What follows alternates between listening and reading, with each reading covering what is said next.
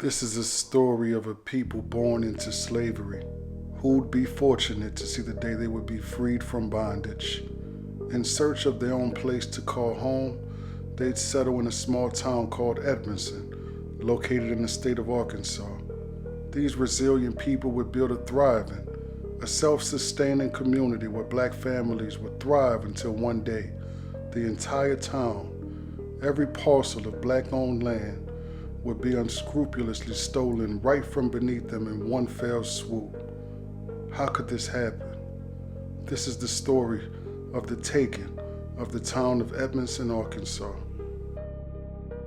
After being promised by the country which enslaved them and their ancestors for centuries prior to be given 40 acres of land and a mule as a foundation to embark upon the journey of becoming acclimated with being now freed men and women with nothing to call their own. That promise would be rescinded by President Andrew Johnson, who would assume the presidency after the assassination of Abraham Lincoln. It was Lincoln who made that promise to the freedmen before his untimely death. But broken promises weren't new to the formerly enslaved men and women who would form what would come to be known as the town of Edmonson, Arkansas. Perseverance through loss and disappointment was all too familiar to black men and women in this country, and so persevere is exactly what they did. Freed slaves would in the 1870s begin to acquire land and attempt to settle into a town which would become to known as Edmonson, Arkansas. As black political and economic power began to increase in Crittenden County, the county in which Edmonson, Arkansas was located, white backlash would grow along with it. In 1888, armed white mobs forcibly expelled black office holders, prominent citizens, and community leaders from the town of Edmonson, helping put an end to the beginnings of black political control brewing in the county. The angry white racist mobs would effectively violently expel and dispossess every black landowner in the town of Edmonson through violence. Though now removed from the land which was once their home, the deeds to that land would remain titled to those expelled by the angry white mobs. This would form the impetus for the brave return of some of the formerly expelled black men and women back to the town of Edmonson. But this time, they would return, and they'd return with a vision. The brave few who would indeed return to the town of Edmonson after having been forcibly removed just a decade prior would return with a vision of building a town owned by the people, governed by the people, financed by the people. Freed blacks born into slavery would now build a town where they were self-reliant, where the dignity of black men and women could now be restored. The vision was clear to those who returned. This would lead to the incorporation of the Edmonson Home and Improvement Company in 1902, founded by 7 black men formerly born into slavery. The incorporators of the Edmonson Home and Improvement Company were W.G. Waterford, H.G. Harrison, A.L. Fleming, Chas Ward, A.A. Waterford, A.P. Price, and Granville Wells. These men understood that land was more than soil. It was security, it was stability, it was protection. And so they built the business in the town of Edmonson with purpose. Their mission was to acquire, improve, and sell real property in the town of Edmonson solely to black families, thereby laying the foundation for a town where black families could live, work, worship, raise children, and thrive beyond the reach of the white violence that had once driven them out of this town prior. The town of Edmonson, the vision, well, it was now in action. But before the vision of the town of Edmonson could truly rise, it would need the planting of a seed. Yes, a seed of faith by works. A man by the name of Patrick Henry Ward, a man born into slavery in the year 1850, spent his life doing what this country never expected a black man born into slavery to do, and that was to acquire substantial land ownership. Over his lifetime, Mr. Ward accumulated over 500 acres of land within the boundaries of the town of Edmonson. In the year 1905, shortly before his passing, Patrick Henry Ward would willfully convey 481 acres of land to the Edmonson Home and Improvement Company, founded in 1902. His gift wasn't just land. His gift was belief. Belief in the vision of the founding members of the Edmonson Home and Improvement Company.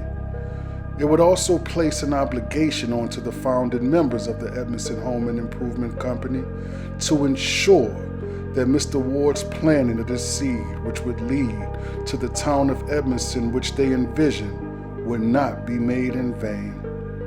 Without the conveyance of over 480 acres of land by Mr. Patrick Henry Ward to the Edmonson Home and Improvement Company, it would be hard to imagine the vision for the town of Edmonson being realized. In August of 1911, a few of the founders of the Edmonson Home and Improvement Company would successfully seek to incorporate the town of Edmonson. Having successfully incorporated the town, Edmonson now had control over its own destiny in ways it did not have before. Now they could truly self-govern. Now the revenues collected by the town of Edmonson could be directed or redirected to improvements within the town of Edmonson. Edmonson, now with financial autonomy and an identity, was well on its way to realizing the vision. Yes, the vision that accompanied those who'd returned to Edmonson after having been forcefully removed just decades prior. In 1911, the successful incorporation of a black town was more than a milestone. It was audacity, the audacity of a people born into bondage. From 1911 into the years that followed, Edmonson stood as proof of what black self-governance and self-reliance could build. What could be accomplished when blacks in this country was just allowed to be. The vision of the town of Edmonson had moved now far beyond paper. Now it lived in the streets, the storefronts, the churches, the schoolhouse, the revenues generated by the town and reinvested into itself. Black families were not just surviving here, they were thriving. Black-owned businesses lined the town. Black farmers worked their own land. Black dollars circulated through black hands, strengthening a community determined to stand on its own. Edmonson became more than a town. It became a living answer to a nation that had once denied these people both freedom and future. And for those who had dreamed it into existence, this was the moment to stand back and see that what was once thought impossible by many was now real indeed. But success, especially success for a black man, has a way of attracting men who never helped build it in this country. As Edmonson will continue to thrive and attract more black families who for the first time in their lives would experience the feeling of community and protection, white power in Crittenden County started noticing the upward trajectory of this black town, but not with respect, but rather with appetite. The first breach into the town of Edmonson, now thriving, would not come by force this time. No, this time, it would come through deception. A black intermediary straw man would be curated by Harold E. Weaver, a white man with political influence in the county of Crittenden. This straw man would be utilized to secretly acquire a commercial parcel of land from the Edmonson Home and Improvement Company, a company who only sold land to black families to prevent the atrocities of the past and to realize the vision for the future, only for the town to later discover that the subject commercial property sold to the black straw man would be discreetly transferred into the hands of the Crittenden County politically connected white man, Harold E. Weaver. Mr. Weaver, the white owner of the commercial land now situated in the town of Edmonson, would erect a liquor store on the commercial land he now owned within the town of Edmonson, a first step in the strategic demise of the town of Edmonson. Behind closed doors, the scheme to steal the town of Edmonson would begin. In Crittenden County, local white power understood that if a drainage improvement could be devised for the town of Edmonson, then what could legally follow was a special assessment tax that could then be levied against the residents of the town of Edmonson. A tax which carried the responsibility of property taxes, which would now be due to the county of Crittenden in lieu of the property taxes collected by the town of Edmonson from and by its own people. And if that special assessment tax carried the implications of property taxes, then the land itself could be put at risk through the forced delinquency of these property taxes. This was the egregious and vile brilliance of the plan.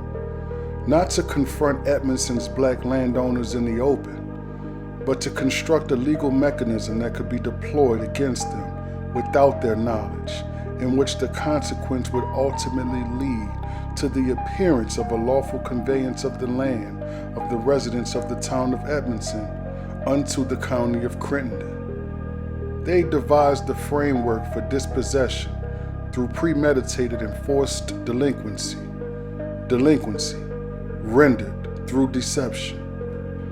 The plan devised by Crittenden County was unconscionable. First, they'd invoke a special assessment tax on every parcel of land in the town of Edmonson. Then, they'd make sure the residents of the town never received any notice of this supplemental special assessment tax. Because without notice of the special assessment tax, they would surely go unpaid and then become delinquent, thereby allowing the county of Crittenden to qualify and insert every parcel of land in the town of Edmonson for the county's upcoming tax sale. A tax sale which, again, the residents of the town of Edmonson would intentionally never receive any notice of whatsoever. The residents of Edmonson could not yet see the danger moving around them. They did not know that, beneath the calm, plans were being made to seize in one fell swoop what had taken generations to create. By the time the truth came into view, the scheme was already finalized.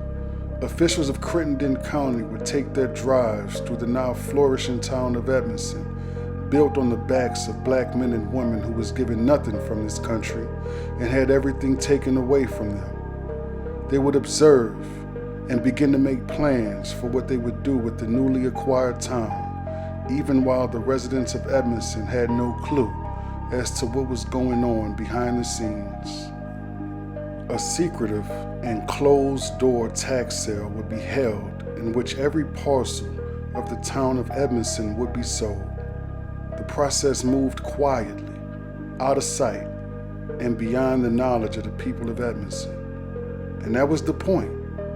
If the people of Edmonson never truly knew the sale was coming, they would never have had the chance to stop it. The county of Crittenden would acquire all delinquent parcels of land of the town of Edmonson in this closed-door tax sale of the property of the residents of the town of Edmonson for special assessment taxes, which they were never even notified of. As the redemption period for tax sales in the state of Arkansas at this time was a 2-year redemption period.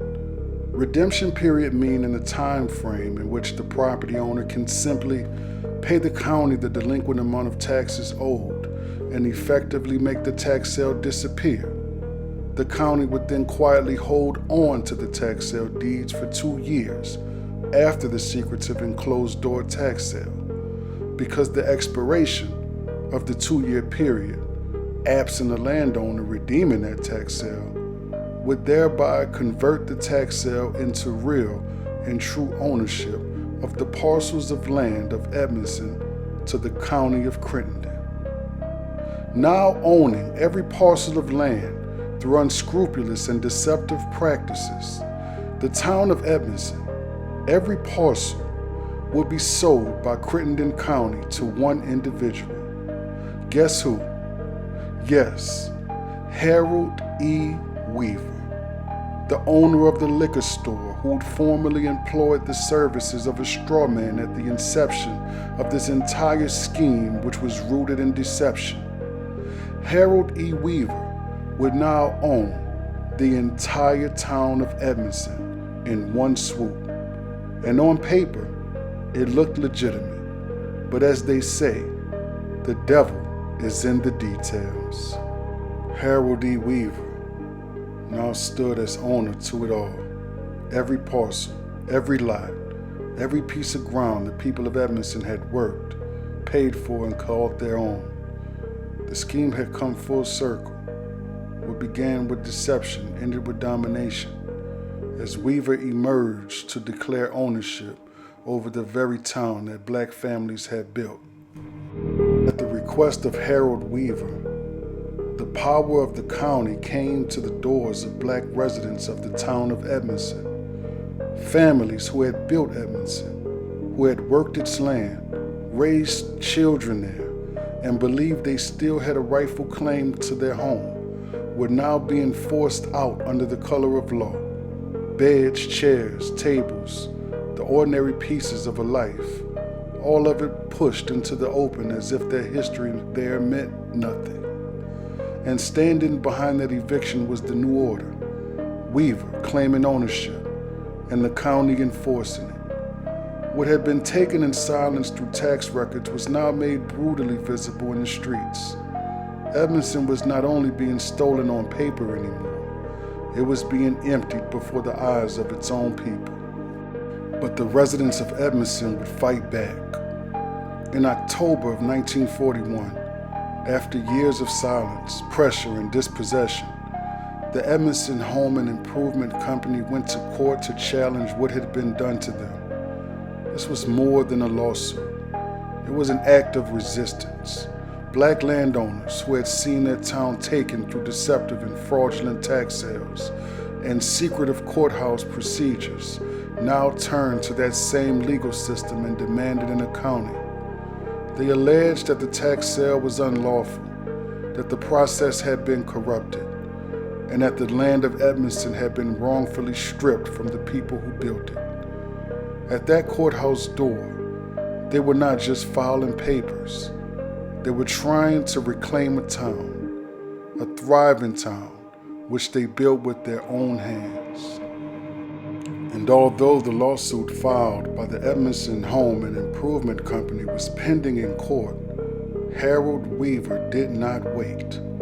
He moved forward as if Edmonson already lawfully belonged to him through a lawful adjudication of the matter. While black families fought in court to prove the town had been wrongfully taken, Weaver began clearing it out, tearing it down, what had once stood as evidence of black ownership, black commerce, and black progress. Streets were plowed up, homes were destroyed, trees cut down. What the people of Edmonson were trying to save in the courthouse, Weaver was already erasing on the ground. This was more than development, it was demolition with a purpose, to wipe away the town that had challenged white control and make room for whatever future he intended to build in its place. This was done to set a precedent, to communicate to black men and women how simply white power could usurp their progress. By the time the ruling had come from the court, Edmonson had already been bled dry by the process itself. The court battle would become a drawn-out war of attrition, this too, by design. For years, the black residents of the town of Edmonson had fought in the courts to expose what they knew unequivocally was a process rooted in fraud, a tax sale of their lawfully owned property premised upon having received no notice, no fair warning, and no proof that the supposed basis for these special assessment taxes had ever truly been carried out for their benefit. To this day, there is no evidence that Crittenden County even executed the special drainage and improvements which they approved as a basis for levying the special assessment tax against the residents of Edmonson. But none of that was enough. The court ruled against the Edmonson Home and Improvement Company and left the tax sale standing as legally valid. And with that, the law did not merely fail to save Edmonson. It grabbed a shovel and helped bury it. What white power could not destroy by force alone, it finished through delay, exhaustion, and a judgment that turned theft into something the courthouse was willing to call justice. They tried, and some may say succeeded, to bury Edmonson beneath the dust, the deception, court rulings, and silence. But a place like this does not disappear so easily. It lives on in the souls of the people who built it, who fought for it, and had it stolen from them. Their town was hidden by history. Their dreams were broken by deceit and legal gamesmanship. But their story remains. What might Edmonson have become if justice had prevailed? What would the town of Edmonson be today if left to continue to thrive? The spirits of the people of the town of Edmonson lives on. They speak to me loudly. They demand me to tell their story, and you, to tell the story the world was never supposed to hear about black men and women newly freed from slavery and bondage who would dare to build their own town and realize what could only be a dream by their mothers and fathers. Tell the story of the town of Edmonson, Arkansas.